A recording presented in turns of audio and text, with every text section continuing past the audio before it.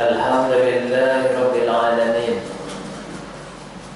Wassalatu wassalamu ala ashrafil anbiya'i wal mursalin wa ala alihi wa ashabihi ajma'in.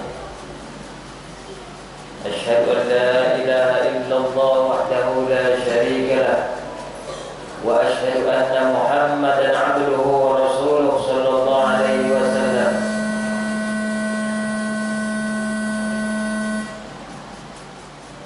La nabiyya ba'dah.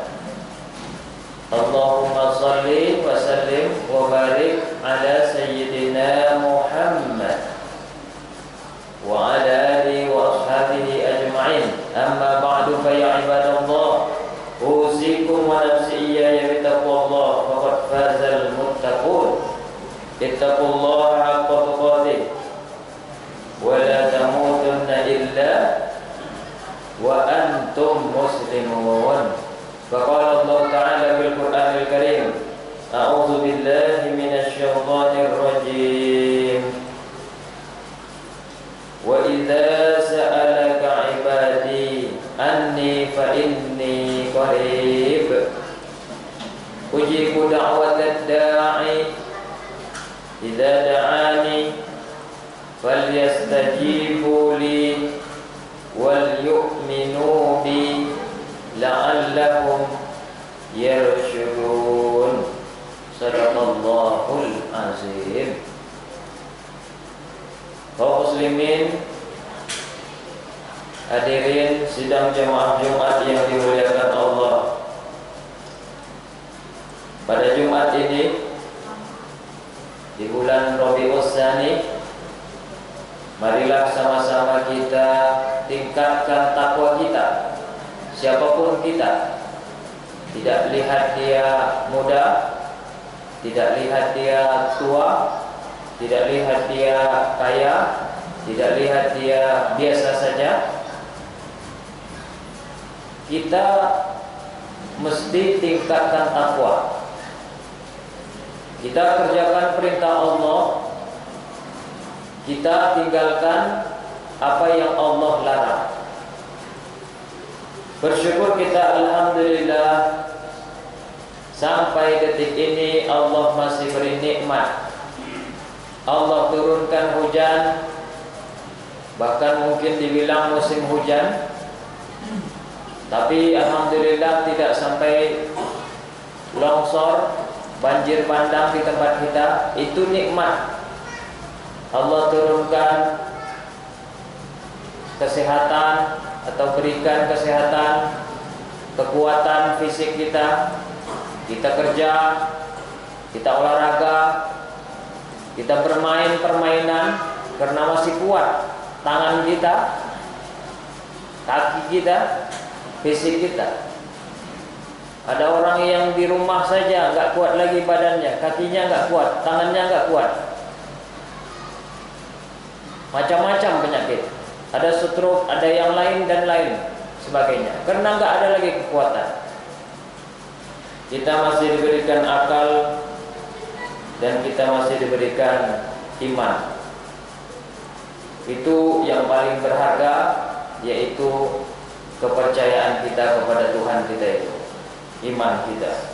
Salawat dan salam marilah kita kirim kepada junjungan alam Nabi kita, Nabi besar Muhammad sallallahu alaihi wasallam. Allahumma salli ala sayyidina Muhammad wa ala ali sayyidina Muhammad. Tambah salam, assalamu alayka ayyuhan nabiyyu wa rahmatullahi wa barakatuh. Mudah-mudahanlah kita semua yang di Masjid Al-Hidayah, juga keluarga kita yang beriman, mendapat syafaat Rasulullah sallallahu alaihi wasallam. Itu gunanya baik bagi dunia kita, juga di akhirat. Amin ya rabbal alamin. Allah berfirman, bismillahirrahmanirrahim, dengan nama Allah yang Maha Pengasih lagi Maha Penyayang. Wa idza sa'alaka ibadi anni fa inni qarib. Kalau bertanya kepadamu, maksudnya wahai Nabi Muhammad, kalau ada yang bertanya kepadamu, ibadi, hamba-hambaku. Siapa hamba-hamba Allah? Manusia. Hewan tidak. Saya kemarin ke kebun binatang, banyak lihat binatang, singa, gajah, monyet, rusa. Saya pikir ini bukanlah khalifah, ini bukanlah pemimpin, ini bukanlah hamba Allah. Cuman penghias dunia saja yang hewan-hewan ini, supaya kita tahu beragam macam makhluk Allah. Tumbuhan bukan hamba Allah. Ibadi, hamba-hambaku, kata Allah, manusia. Anni, akan aku, fa inni qarib, maka sesungguhnya aku, kata Allah Ta'ala, adalah qarib, dekat. Jadi Allah Subhanahu wa ta'ala mengatakan melalui Nabi Muhammad bahwa ia adalah dekat. Tadi kita sebelum khutbah ini sholat sunat. Sholat sunat kita itu tidak pakai suara, seakan-akan hanya berbisik-bisik, tapi dengar oleh Allah. Kenapa? Karena Allah Maha dekat. Cobalah kalau saya tidak pakai mikrofon, suara saya sini tidak akan sampai ke ujung masjid sana. Kenapa? Jauh. Namun kalau kita sholat atau berdoa di dalam hati, Allah tetap dengarkan kita. Kenapa? Karena Allah itu dekat. Dekat kepada siapa? Kepada siapa saja. Kepada saya dekat, kepada jemaah dekat, kepada kaum wanita dekat. Tinggal kita itu merasa dekat Allah itu, atau kita merasa Allah ini jauh kayaknya dari saya. Ujibu da'watad da'i, aku menjawab doa setiap yang berdoa kepadaku. Idza da'ani falyastajibu li, maka hendaklah mereka itu memenuhi, wal yu'minu bi, dan beriman. Oleh karena itu kalau kita berdoa di tempat umum, apa yang sering dikatakan? Marilah kita berdoa sesuai dengan kepercayaan. Karena mungkin khawatir ada yang non muslim. Kepercayaan ini apa? Iman. Kalau saya pikir juga begitu. Kalau kita berdoa tanpa kita percaya, itu bisa jadi doa itu dikabulkan juga, namun tidak nikmat. Kita tidak berdoa tanpa ketulusan hati, tapi dikabulkan Allah juga keinginan kita, tapi tidak nikmat. Tapi kalau kita berdoa lalu kita tulus hati kita, ketika berdoa itu saja sudah terasa nikmatnya. Samalah kalau orang sholat, nikmat sholat itu. Pergi haji dia, nikmat dia di tempat tanah suci itu. Ada kenikmatan di dalam ibadahnya itu. Maksudnya kalau kita berdoa itu harus dengan tulus, percaya. Jangan doa saja. Tidak begitulah cara berdoa. La'allahum yarshudun, agar mereka selalu berada di dalam kebenaran atau mendapat petunjuk. Jadi setiap kita ini umat Islam bukan diwajibkan, tapi mesti harus berdoa. Semua aktivitas kita itu ada doanya. Masuk masjid, Allahumma ftahli abwaaba rahmatik. Keluar masjid, Allahumma ftahli abwaaba fadlik. Setelah azan, Allahumma rabb hadhihi ad-da'wati tammah sampai akhir. Sebelum masuk rumah, bismillahi walajna, bismillahi kharajna sampai akhir. Ketika hujan, Allahumma ja'al sayyiban nafi'ah. Ketika pikiran kita ini banyak masalah, gundah gulana, galau, kacau, Rabbana tsabbit qulubana ala dinika wa ala ta'atika. Belum dapat jodoh, Rabbi la tazarni fardan 'alal alamin. Ya Allah, jangan jadikan aku jomblo terus di alam ini. Semua ada doanya rupanya. Bahkan setiap ibadah-ibadah yang sering kita lakukan itu terus dikaitkan ataupun disamakan, didekatkan dengan doa. Setelah sholat nanti kita berdoa. Ketika puasa, buka puasa, ada doa buka puasanya. Ketika zakat, ada doa zakatnya. Mau pergi haji biasanya mendoa dulu, undang tetangga. Jadi semua kehidupan kita ini ternyata mesti dengan meminta. Ada seorang sahabat namanya Sa'ad bin Abi Waqqas. Dia datang kepada Rasulullah. Wahai Rasulullah, bagaimana kalau saja doa saya ini selalu kabul, atau doa permintaan saya ini dikabulkan? Gimana caranya? Kata sahabat ini kepada Rasulullah. Nah, ini juga bisa untuk kita sekarang ini. Gimana caranya doa kita itu terkabulkan selalu? Lalu apa jawab Rasulullah? Sesuai dengan hadis riwayat Ibnu Mardawai, hai Sa'ad, makanlah makanan yang baik, niscaya doamu akan dikabulkan Allah. Makanan yang baik, makanan dari hasil yang baik, pekerjaannya baik.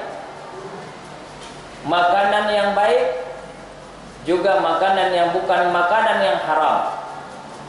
Makanan yang baik juga diawal dengan doa tadi.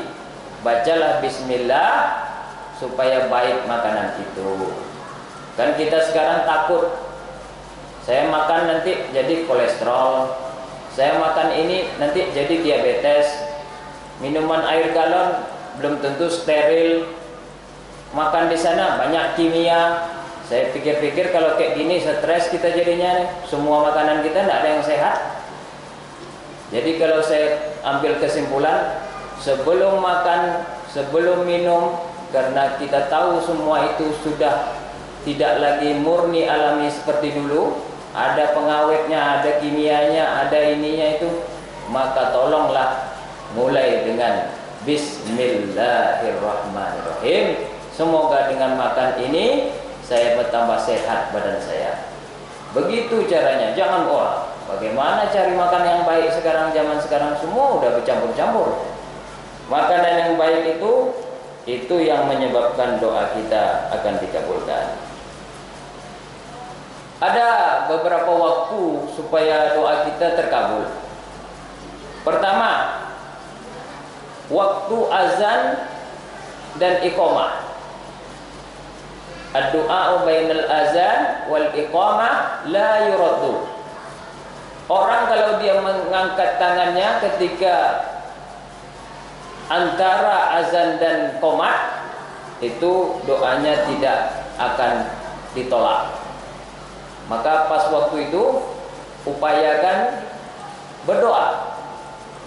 Antara azan maghrib sama qomatnya berdoa. Antara azan asar nanti sama qomatnya berdoa. Yang kedua, waktu khotib, ini saya sekarang berkhotib nih, khutbah, duduk. Atau bahasanya antara dua khutbah. Nanti saya duduk, Kemudian biasanya ada juga pengurus yang membacakan sholawat. Itu waktu yang baik bagi kita untuk berdoa.